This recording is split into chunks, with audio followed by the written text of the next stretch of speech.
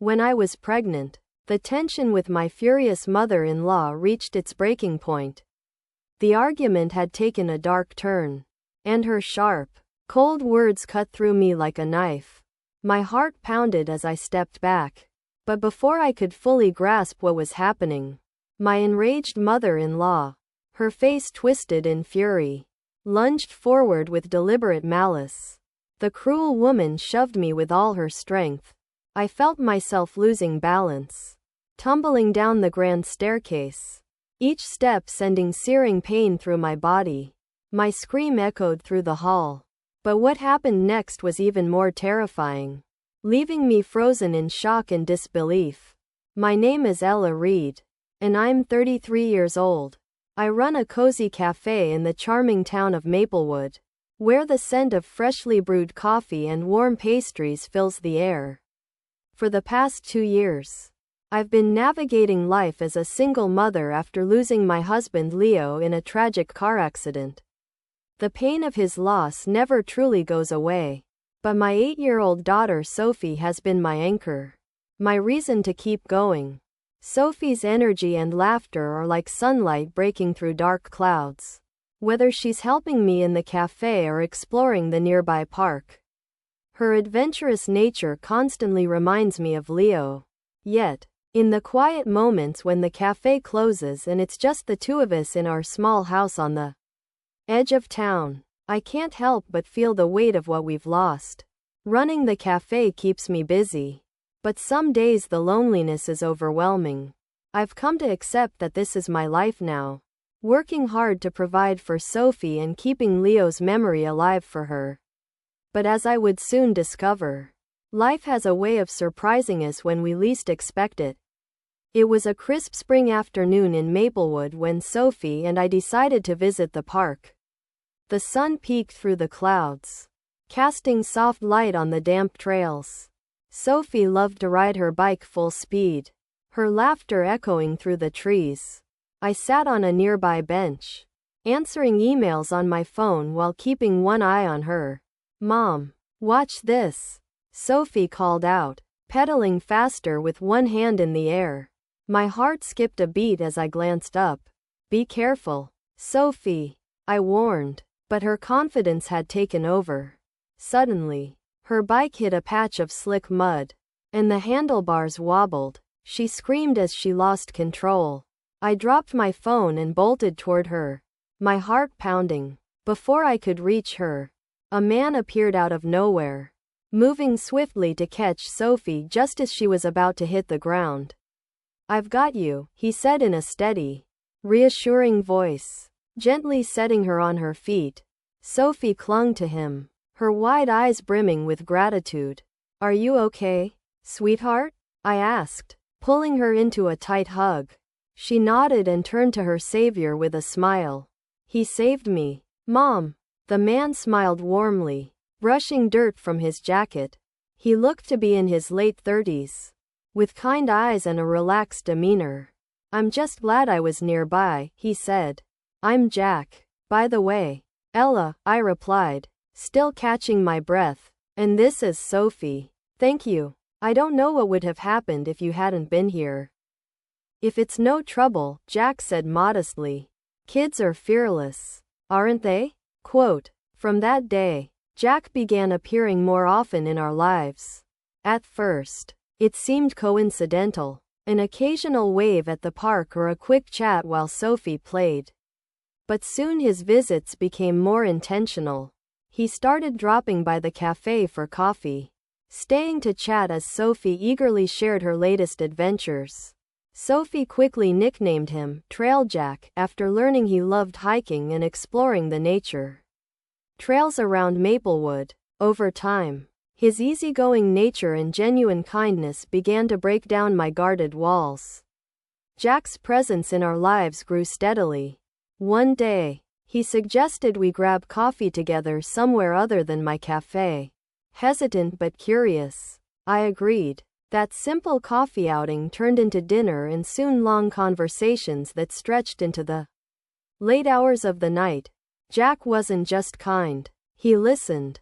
He made me laugh in ways I hadn't in years and had a way of making both Sophie and me feel special. Sophie adored him. She insisted on bringing him small trinkets from her adventures. A shiny pebble from the park or a flower she'd picked. "Trail Jack is the coolest," she declared, beaming. Jack's ability to connect with Sophie melted my initial apprehension.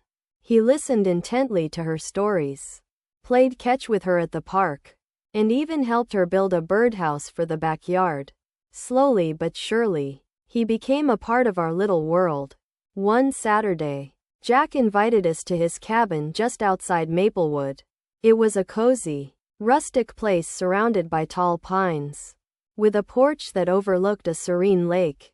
He cooked dinner for us, a hearty pasta dish that Sophie declared the best ever, while Sophie explored the cabin, marveling at Jack's collection of nature photographs.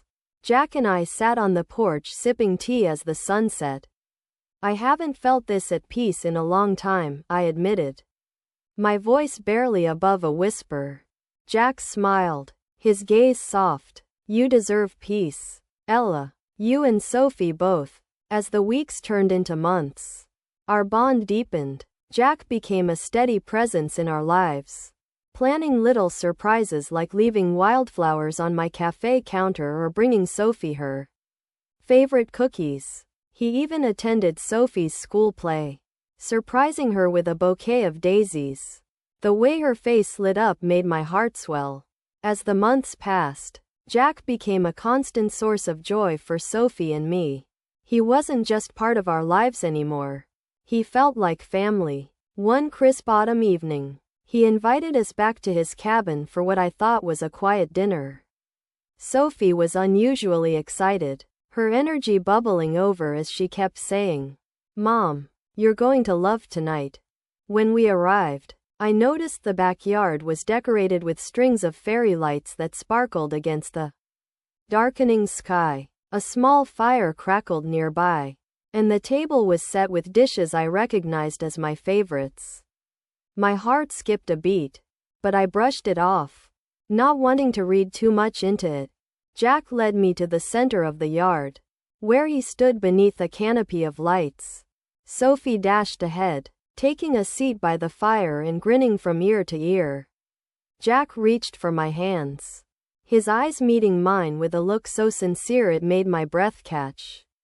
"Ella," he began, his voice steady but full of emotion, "you and Sophie have brought light back into my life in a way I never thought possible. You've shown me what it means to have a family. I can't imagine a future without you both."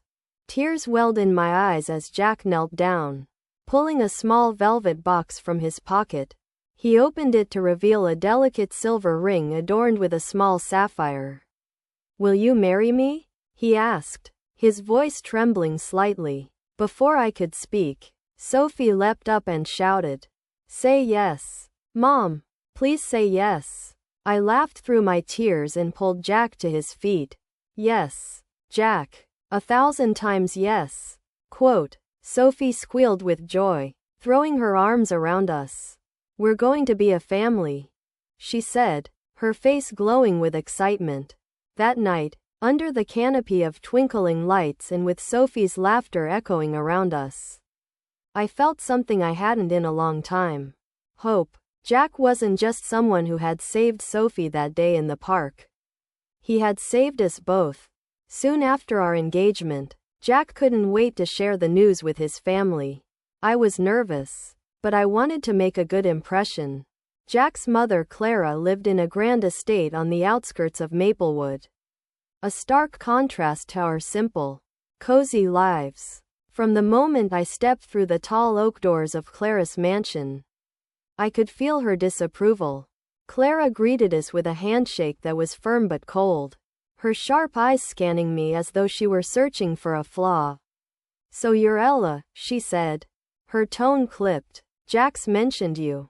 Her words were polite, but her demeanor was anything but welcoming. I felt Sophie's small hands squeeze mine as she picked up on the tension. Clara's gaze shifted to Sophie, who stepped forward, holding out a small bouquet she had picked on the way. I brought these for you. Ma'am, Sophie said with a bright smile. How thoughtful, Clara replied, taking the flowers and placing them on a side table without so much as a glance. She turned back to me. Raising a child and running a cafe. Quite a challenge, I imagine. It must be fulfilling, I replied, keeping my tone light. Sophie and I make a great team. Clara's thin smile didn't reach her eyes. Jack has always been ambitious. It must be difficult for you to keep up. The rest of the evening was a minefield of subtle insults and veiled criticisms. Clara questioned everything about me, from my modest dress to the way I managed my business. Jack noticed my discomfort and tried to shift the conversation, but Clara's judgment hung in the air, thick and suffocating. By the time we left, I was emotionally drained. In the car, Jack reached over and took my hand. I'm so sorry, Ella, he said softly. She'll come around. She's just protective. I forced a smile, though doubt churned in my stomach. I hope so, I replied. But deep down, I knew Clara's disapproval wasn't just protectiveness. It was personal. As the weeks passed, Clara's interference in our lives intensified. She inserted herself into every aspect of our wedding planning, transforming what should have been a joyful time into a constant source of stress. I heard you were considering a small ceremony, Clara remarked during one of her uninvited visits.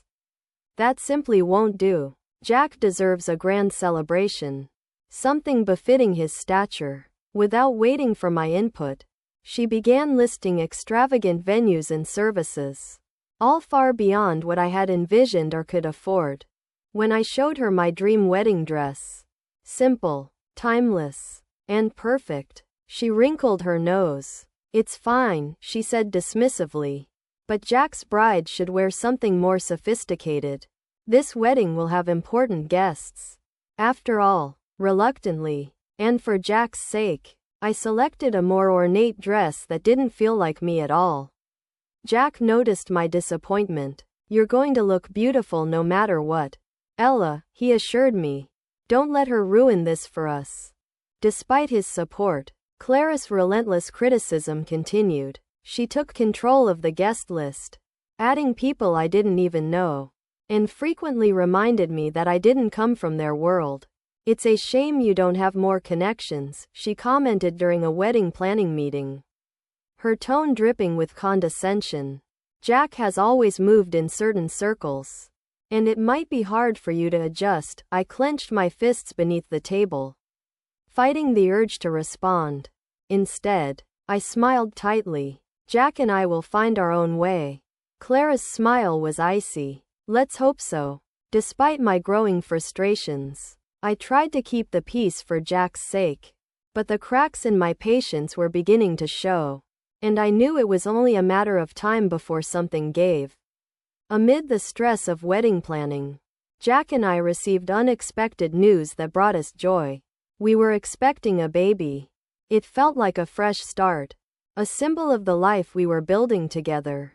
I was nervous about how Sophie would react, but when I shared the news during dinner one evening, her excitement melted all my worries. Does this mean I'm going to be a big sister? Sophie asked, her eyes lighting up. Yes, sweetheart, I said, tears of joy welling in my eyes. You're going to be the best big sister ever. She squealed with delight and threw her arms around me. I can't wait. I'll teach the baby everything I know. Jack beamed, pulling me into a warm embrace. This is the best news, he said, his voice thick with emotion. A few days later, Jack called Clara to share the happy news, hoping it might soften her attitude toward me. I stayed in the next room, nervous but hopeful. Mom, I overheard Jack say, Ella and I have some wonderful news. You're going to be a grandmother. There was a long pause before Clara responded, her tone sharp. A grandmother? Are you sure this is good news? Jack, have you even considered if the baby is really yours? Quote, I froze, the words cutting deeper than I could have imagined. Mom, how can you say that? Jack's voice was filled with anger. Of course the baby is mine. Clara continued, unrelenting. A woman like Ella could use a pregnancy to trap you. You've always been too trusting. I clenched my fists, tears streaming down my face. As Jack defended me, you're out of line. Mom, he said firmly. I love Ella, and we're building a family together. You need to stop. But Clara didn't stop. A few days later, Jack confessed that she had gone even further. She had hired a private investigator. He said, his face clouded with anger. She's determined to find something to use against you. What does she expect to find? I asked, my voice shaking. I've done nothing wrong. I know that, Jack said, pulling me into his arms, and I told her as much.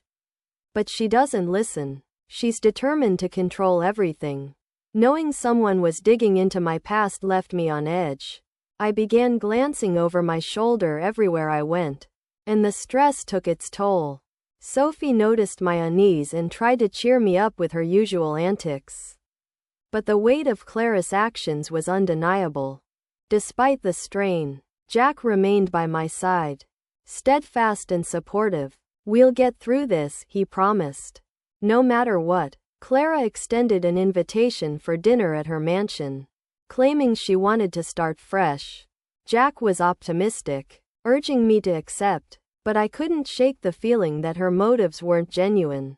Maybe this is her way of coming around, Jack said, trying to reassure me. I hope so, I replied, though doubt churned in my stomach. For his sake, I agreed to go. That evening, I dressed in a modest navy blue dress, trying to keep my nerves at bay. Sophie, ever the optimist, was excited. Don't worry, Mom, she said with a grin. You're the best. The mansion loomed large and imposing as we arrived. Clara greeted us with her usual veneer of politeness, her sharp eyes scanning me and Sophie with a faint air of disapproval. Dinner was served in the grand dining room, the long table adorned with expensive china and crystal glasses. Despite the elegant setting, the atmosphere was icy throughout the meal. Clara's subtle barbs chipped away at my composure. So, Ella, she began smoothly. How is your little cafe? It must be quite a challenge balancing that with raising a child. Especially now that you're expecting. I forced a smile. The cafe is doing well. Thank you. And Jack and I make a great team. Her lips curled into a thin smile. Let's hope you can keep up. Jack tried to shift the conversation, but Clara's remarks only grew more pointed. By the time dessert was served, I felt like I was holding myself together by a thread. Excusing myself to the restroom, I welcomed the brief reprieve. As I stood at the top of the grand staircase, trying to calm my nerves, I heard footsteps behind me. Clara's voice was sharp and cold. You'll never be good enough for my son.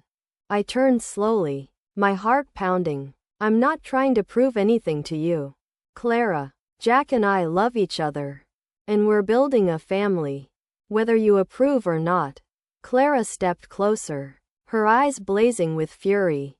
You're nothing but a burden. I won't let you ruin his life.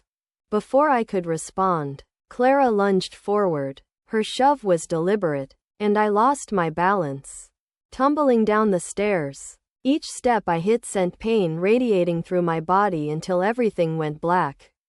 The last thing I heard was Sophie's terrified scream. Mommy! Quote, the first thing I noticed was the sterile smell of the hospital. My body ached, and when I tried to move, a sharp pain stopped me. Slowly, I opened my eyes to see Jack sitting by my bedside, his head buried in his hands. His usual calm demeanor was gone, replaced by visible worry. Jack, I croaked, my voice weak and raspy. He looked up immediately, relief flooding his face as he took my hand. Ella, thank God, he said, his voice trembling. You're awake. My mind felt foggy, but the memories of what had happened came rushing back. The dinner, Clara's cruel words, the shove, the stares, Panic gripped me as my hand instinctively moved to my stomach. The baby, I whispered. Is the baby okay? Quote. Jack's hand tightened around mine, his eyes glistening with unshed tears. He's here, Ella. Our son is safe. They had to perform an emergency C-section. But he's healthy. Tears of relief streamed down my face. I need to see him, I said, my voice cracking. Jack pressed the call button for the nurse, who soon wheeled in a small bassinet. Carefully, she placed a tiny, swaddled baby into my arms. I looked down at my son, his tiny fingers curling against my chest. He was perfect. Love overwhelmed me, even as tears of pain and joy mingled together. We named him Liam, Jack said softly. I thought you'd like that. I nodded, unable to speak as I cradled our son. But the peace of the moment was short-lived. As the memory of Clara's actions resurfaced, my voice trembled as I looked at Jack. Your mother. She pushed me. Jack. She could have killed me. She could have killed Liam. His jaw tightened, and anger flashed in his eyes. I know, he said firmly. Sophie saw everything. She told me, and I've already spoken to the police. My heart ached at the thought of Sophie witnessing such a terrifying moment. Where is she? Is she okay? I asked. She's with my sister. Safe, Jack reassured me. She's been so brave, Ella. She gave a statement to the police. Clara has been arrested. Hearing those words was a strange mix of vindication and sadness. Clara's actions were unforgivable, but she was still Jack's mother. I could have killed us, I whispered, holding Liam closer. How could she do this? Quote. Jack's voice was steady as he responded. She won't hurt us again. You, Sophie, and Liam. You're my family now. That's all that matters. The days following the hospital stay were a whirlwind. Clara was charged with attempted murder, and the trial quickly became the talk of Maplewood. The courtroom was packed with reporters and onlookers, all eager to see the downfall of the once powerful Clara Grant. Jack and I sat side by side, his hand firmly in mine as the proceedings began. Sophie, though nervous, was determined to speak the truth. Watching my brave little girl take the witness stand was one of the hardest moments of my life. But I knew her testimony would be crucial. Clutching a small stuffed bear for comfort, she recounted the events of that night with a steady voice. Grandma Clara told my mom she wasn't good enough for Dad, Sophie said, her small hands gripping the edge of the witness stand. Then she pushed her. She didn't slip. Grandma made her fall. The courtroom fell silent as Sophie's words hung in the air. Tears welled in my eyes as pride for her bravery mixed with the pain of knowing she had to relive that moment. The prosecution presented a solid case, highlighting Clara's controlling behavior and overt hostility toward me. The defense tried to argue that the fall was accidental, but Sophie's detailed account, coupled with other evidence, left little doubt in the jury's mind. Throughout the trial, Clara remained stoic, her cold demeanor unshaken. She refused to look at me, Jack, or Sophie, her focus solely on maintaining the remnants of her pride. But when the jury returned with their verdict, her composure finally cracked. We the jury find the defendant, Clara Grant, guilty of attempted murder, the foreperson announced. Gasps rippled through the courtroom. The judge sentenced Clara to 10 years in prison with no possibility of parole for the first 5. Relief washed over me, though it was tinged with sadness for Jack. Despite everything, I knew it was hard for him to lose his mother in such a way. Outside the courthouse, reporters swarmed us for comments. But I kept my words simple. I did what any mother would do. I protected my family. In the weeks following the trial, life began to settle into a new rhythm. Clara's absence, though a source of peace, left a shadow over our family. Jack struggled with the emotional toll of losing his mother, but he never let it affect his unwavering support for me and the kids. Together, We focused on healing and building a brighter future. Liam quickly became the heart of our home. His tiny smiles and sweet coos brought a joy I hadn't felt in years. Sophie embraced her role as a big sister with boundless enthusiasm, constantly by Liam's side, singing him lullabies or showing him her collection of books and toys. One sunny afternoon, Liam took his first wobbly steps in the living room. His tiny hands stretched toward Jack, who knelt with open arms. "Come on, buddy," Jack encouraged, his voice filled with pride. Sophie clapped her hands, cheering him on. With a determined shuffle, Liam made it into Jack's embrace, and the room erupted in laughter and applause. "I knew he could do it," Sophie declared, grinning from ear to ear. Her excitement was infectious, and for the first time in a long while, I felt like our family was truly complete. In the evenings, after the kids were asleep, Jack and I would sit on the porch of our cozy house in Maplewood, sipping tea under the starry sky. The air carried a peaceful stillness, a stark contrast to the chaos we had endured. Jack often held my hand during these quiet moments, his voice filled with emotion as he reflected on how far we had come. "You've made us a family, Ella," he said one night, his eyes glistening. "I don't know what I'd do without you." I rested my head on his shoulder, a soft smile spreading across my face. "We've all made each other stronger, Jack. No matter what, we'll keep moving forward together." The months that followed were a time of growth, healing, and newfound happiness. Liam grew quickly, his laughter filling every corner of our home. Sophie thrived as a big sister, embracing her role with pride and love. Jack continued to be the steady anchor that held us all together. Though Clara's actions had left scars, I refused to let them define us.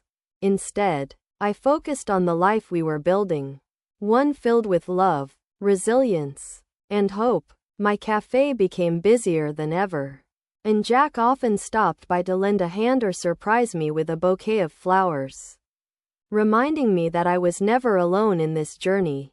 One afternoon, Sophie came running into the cafe, holding a crayon drawing she had made for Liam. "Look, Mom, it's us as a family," she said proudly. The picture showed all four of us, me, Jack, Sophie, and Liam, smiling under a bright sun. I couldn't help but smile as I hung the drawing on the wall behind the counter. As the seasons changed, so did we. Our family grew closer with each passing day, finding joy in the little moments that made life beautiful.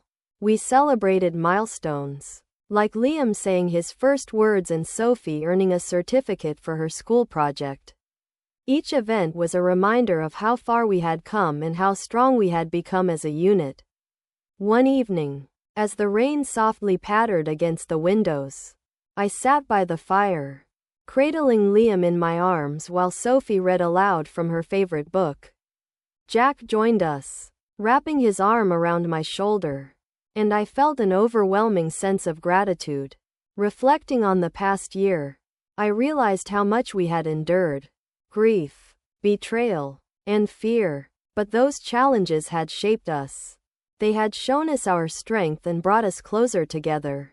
Our family wasn't perfect, but it was ours, built on love, resilience, and an unshakable bond. Looking at my children and the man who had stood by me through everything, I knew one thing for certain. We were unstoppable. No matter what challenges lay ahead, we would face them together as a family. And in that moment, as laughter filled our home, I knew that we had found our happiness again. Thank you for taking the time to listen to this heartfelt story of resilience, love, and family. If you enjoyed this story, please like, comment, and subscribe to our channel for more inspiring tales. Your support helps us share more stories that touch hearts and spark conversations.